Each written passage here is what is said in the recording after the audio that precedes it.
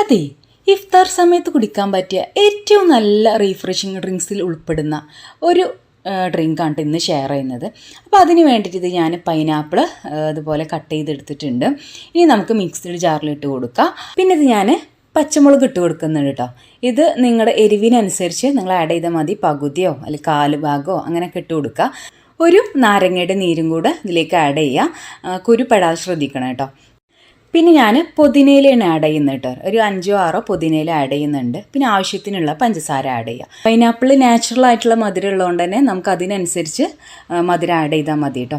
എന്നിട്ട് ഇത് നല്ല തണുത്ത വെള്ളം ഒഴിച്ചിട്ട് നന്നായിട്ട് അടിച്ചെടുക്കാം. അങ്ങനെ ഇതേ നമ്മുടെ റീഫ്രഷിങ് ഡ്രിങ്ക് ഇവിടെ റെഡി ആയിട്ടുണ്ട്. അപ്പോൾ നോമ്പറക്കുന്ന സമയത്ത് നല്ല റീഫ്രഷിങ് കിട്ടണമെന്നുണ്ടെങ്കിൽ എന്ത് ചെയ്യണം? ഇതിൽ ഓൾറെഡി മധുരം ഉള്ളതുകൊണ്ട് തന്നെ നമ്മൾ പാകത്തിനുള്ള മധുരം ഇടുക. ഐസ് ക്യൂബ്സ് ഒക്കെ ഒഴിവാക്കിയിട്ട് ഒരു മീഡിയം തണുപ്പിൽ അങ്ങോട്ട് കുടിക്കുക കേട്ടോ.